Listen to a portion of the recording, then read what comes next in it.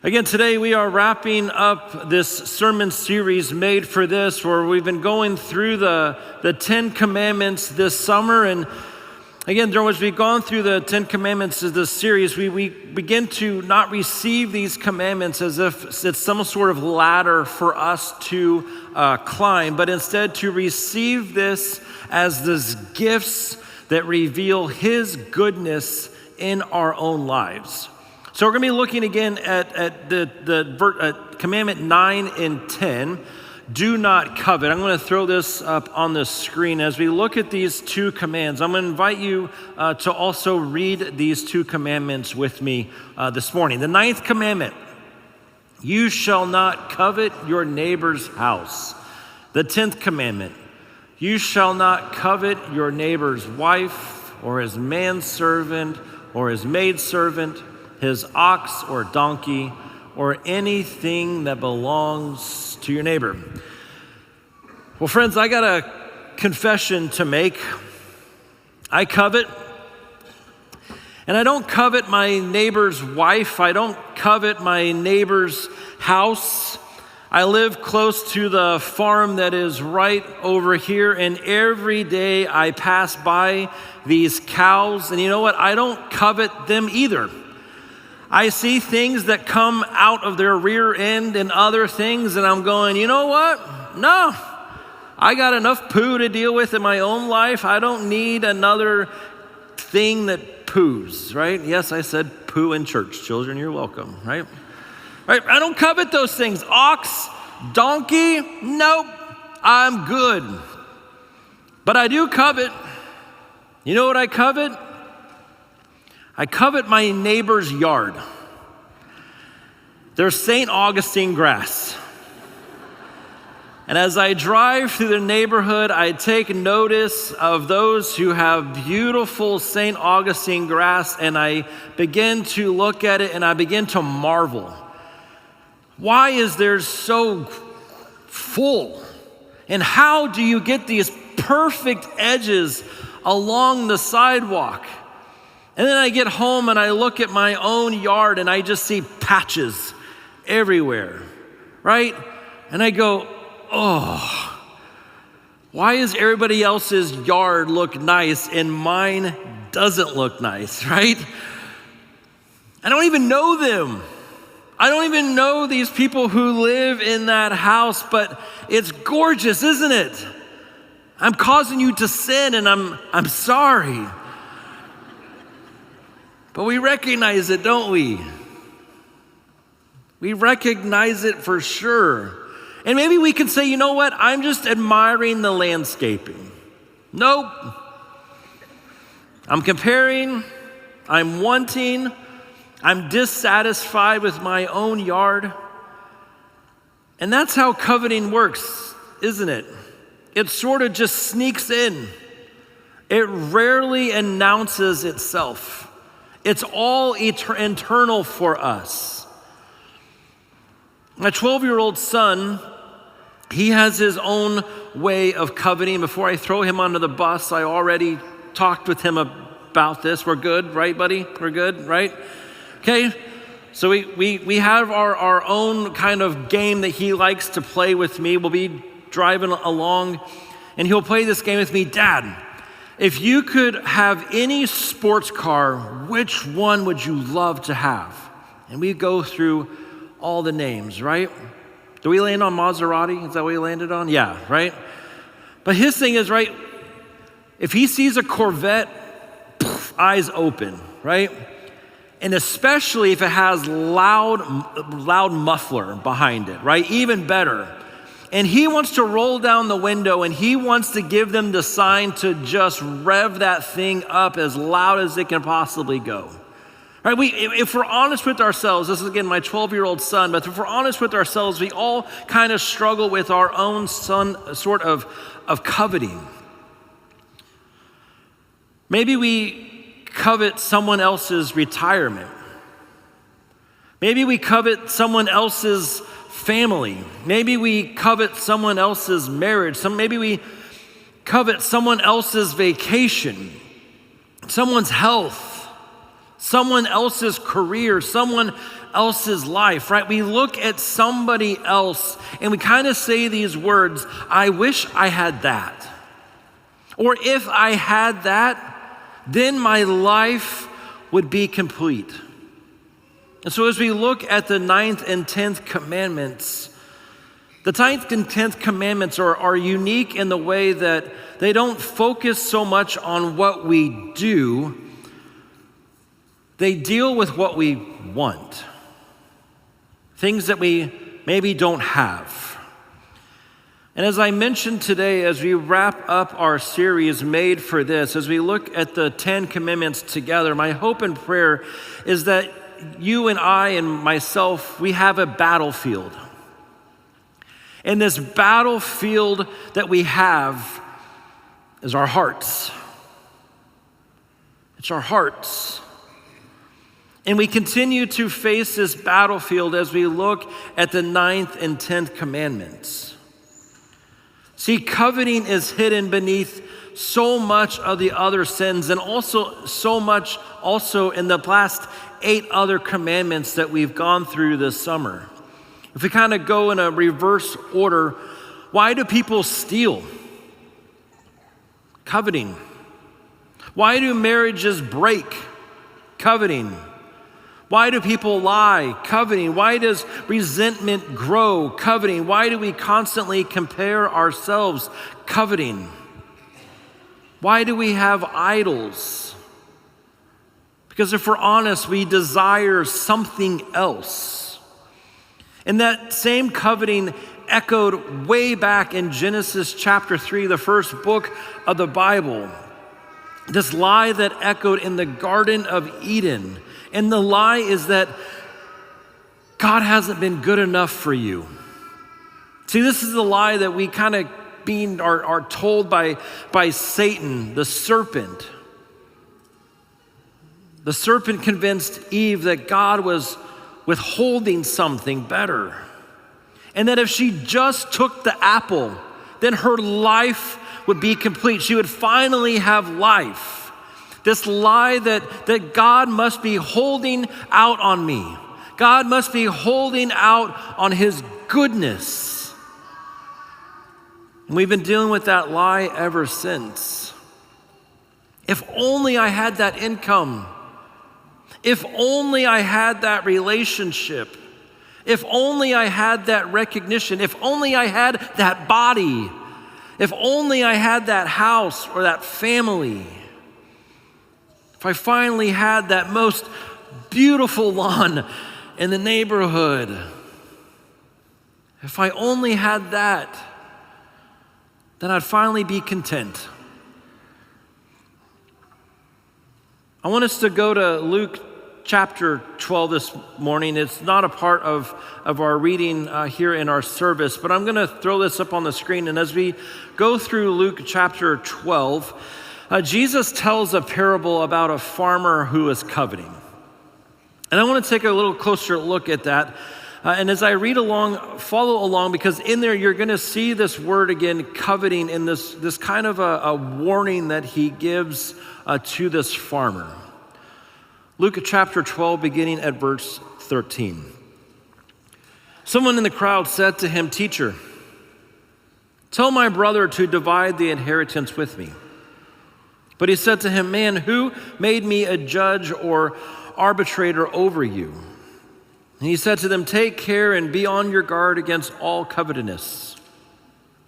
Take guard, for one's life does not consist in the abundance of his possessions. And he told them this parable, saying, "The land of a rich man produced plentifully.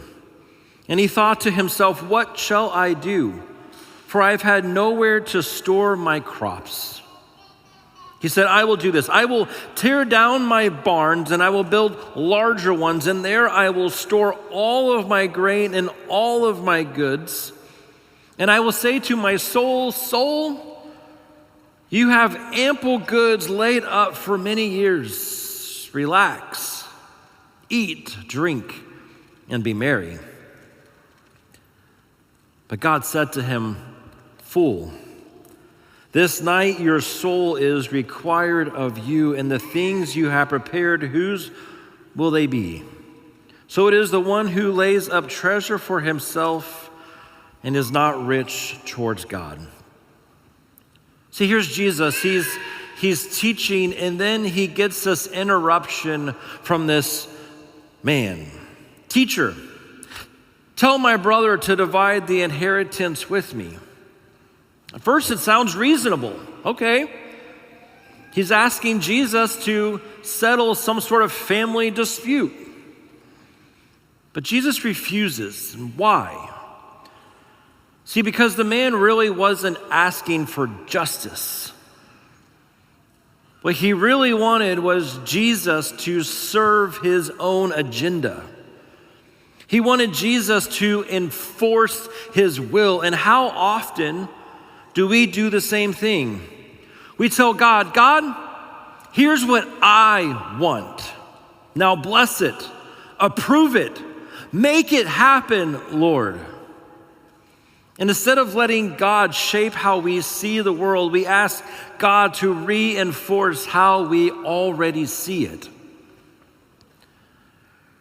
Jesus continues, take care and be on your guard against all covetousness.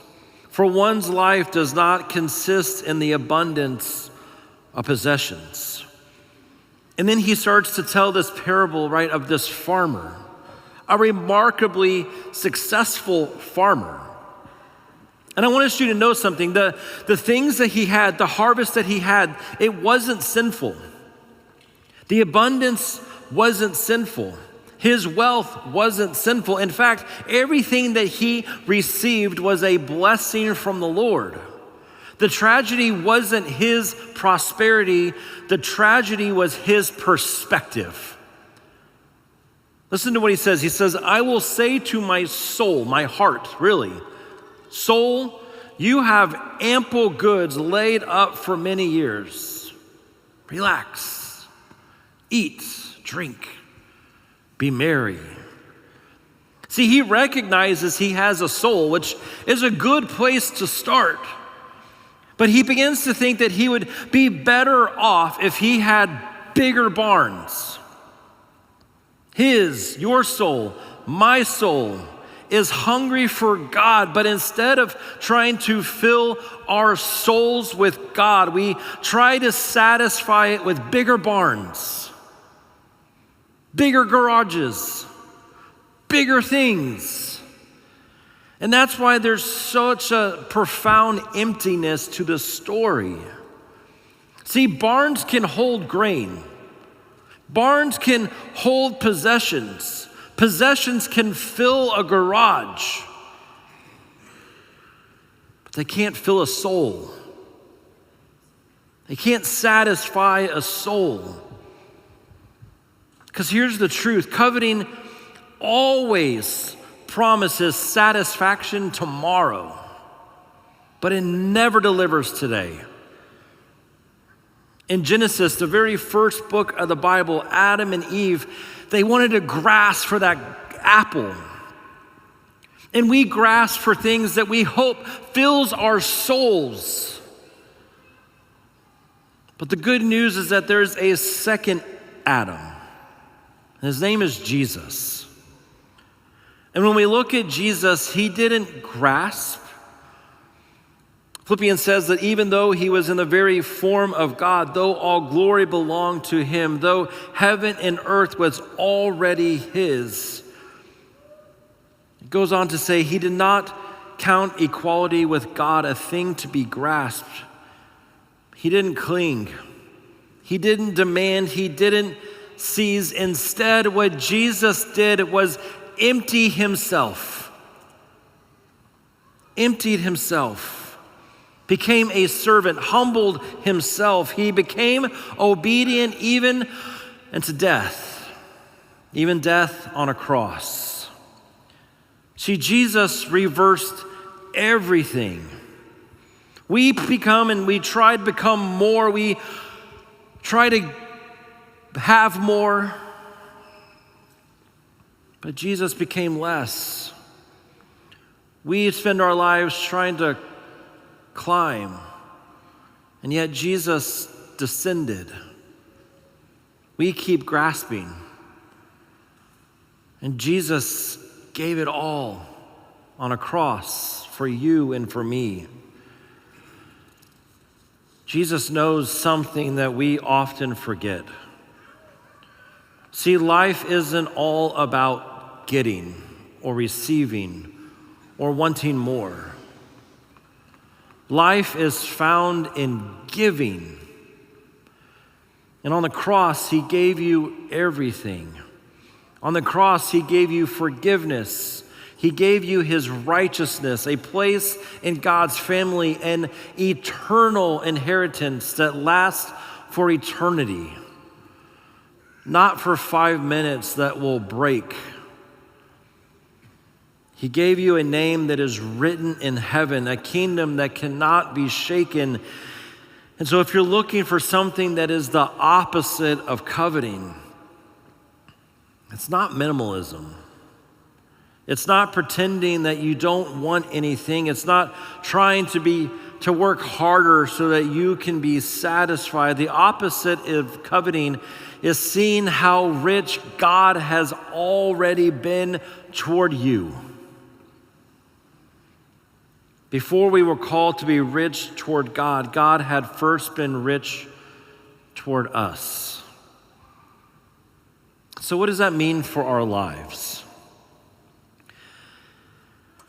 Maybe instead of us asking the question, what am I missing? What am I missing? We ask the question, what has God already blessed me with? What has God already given me?